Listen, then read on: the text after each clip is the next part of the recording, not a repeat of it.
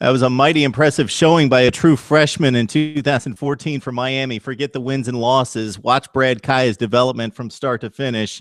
And he had the spotlight on opening night in a difficult situation on the road at Louisville and responded in turn. We bring in Cam Underwood of the State of the U on the SB Nation platform for the U.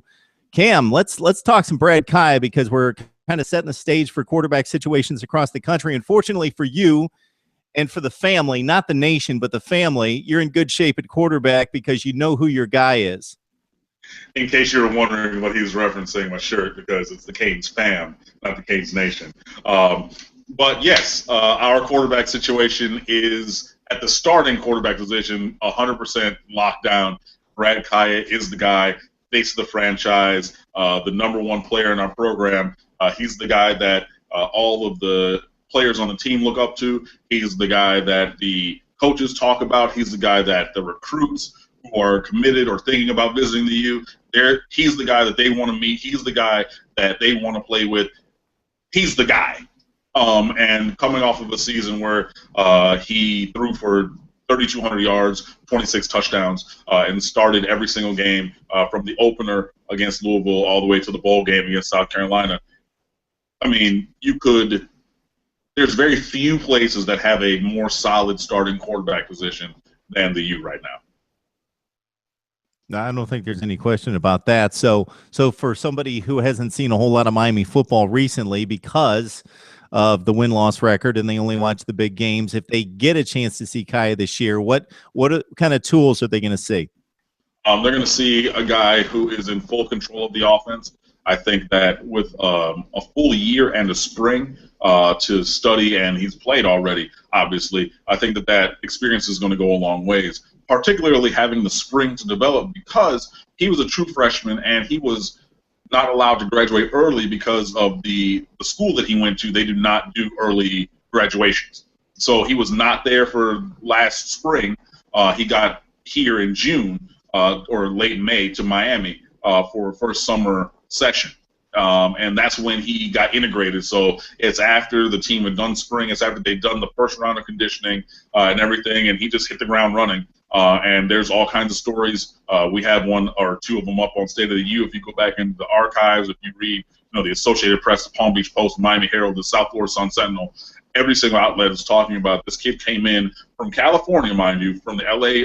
Area, came over to Coral Gables, and he was all about the business of football. He was not, the typical 18-year-old, hey, I'm going to go out to South Beach. I was that kid when I was in college at the U. Brad Kaaya, not so much. Because what did he have to do? He needed to be in the weight room. He needed to run more. He needed to study his playbook. And those are not things that I said. It's not things that the coaches said. Those are things that he said to himself because in the pursuit of greatness, that was what was necessary for him. So when you see him, you're going to see a guy who has that experience of depriving himself of maybe some of the teenage desires to go out and experience South Beach if you've never done that before. And he played a full season. He's going to be in full control of the offense. He's going to know it like inside and out, the back of his hand. He also has an arm that's good enough to make every single throw. It's not necessarily a Jay Cutler howitzer where he can he's not Brett Favre with it, where he can throw late and over the middle into a window that's about this big and, make the ball get there. But he does have a strong arm. He could push the ball down the field. Previously, we talked about Philip Dorsett in another video, and he threw the ball out there 40, 50, 60 yards for Dorsett to get it. So he can definitely let it sling. And he is not afraid to trust his arm if he needs to, but he also trusts his brain to know, okay, if I'm looking at my first read, second read, third read, I'm going to hit the dump down to the running back. And that's, how Duke Johnson had 38 catches, how Joe Yearby had some catches out of the backfield, how Walter Tucker had a couple catches, how Stanish Dobar, the #2 tight end, when he would come out on delay routes after having blocked, that's how he had some catches because Brad Kaaya is not going to be that tractor beam. He's not going to be that I'm locked on one guy and that's the only place that I'm looking. Now, obviously, sometimes people will do that, but he doesn't really do that often. So you're going to see a guy with a good arm. You're going to get to see a guy who's not afraid to use all the weapons around him, and we do have a lot of weapons on offense. And you're going to see a guy who's in total control of the offense from the first snap to the last snap. So unless you're a serious hardcore Miami football fan, you're not going to recognize the names we're going to talk about next. But keep in mind, they're one play away from being the most important guy on the roster. So let's talk about the backups to Brad Kaaya. Hopefully these guys don't come into play this year, but you never know. So kind of run down the next 2 or 3 guys. Well, hopefully they do play, but we're up, 72-3 in the third quarter when they get in. But, yeah, again, hopefully not by injury of anything, because we never wish that upon anybody, even our worst rivals. But, the backup quarterback situation is less settled than starting quarterback. Obviously, everybody knows Brad Kaaya. They've seen him freshman All-American, all those kind of things we just talked about. Behind him, the backup right now is Malik Rozier. He's a redshirt freshman. He's from Mobile, Alabama. And he also plays baseball on the baseball team, which is going into regionals tomorrow from when we're recording this. But he's a two-sport athlete with a very strong arm, and he's about 6'1", 207 pounds, and very mobile. So he can run around. There's been some chatter that maybe we'll put in some read option packages or, some of those kind of things, some mobile quarterback packages where you can get in, roll out, move around, and do those kind of things. And he's very good on the run. Another smart kid who, had good grades in high school, and by all accounts is doing very well with everything that they're throwing at him in Miami. And he ran the scout team last year and apparently did very well. So that's your number one backup. He'll probably, see game action at the end of some games maybe this year. So Malik Rozier, he's the first guy. Behind him, there's kind of 2 guys tied for third, if you will. There is Crowe. Gray like the color, Crowe like the bird. He's from Clearwater, I believe, and he's a redshirt junior. So he's been in the program for a while, but he's one of those depth chart kind of roster fillers. He's not necessarily going to be anybody's star player, but he's a good player. He's a decent high school quarterback. So he's there behind Rozier, and with him at kind of the same level, or maybe even a little bit above, is Vincent Testaverde. If you are a football fan, that name sounds familiar. That is the son of Vinny Testaverde, who was a Heisman Trophy winner at Miami and, led us to a national championship. So his son just transferred in from Texas Tech as a walk-on because, his dad's kind of rich because he played in the league for, 22 years or whatever it was. So he's paying his own way, but he can also play a little bit. So he's there. And then joining them, rounding out the quarterback situation, is a kid named Evan Sheriffs, who's out of Jefferson, Georgia.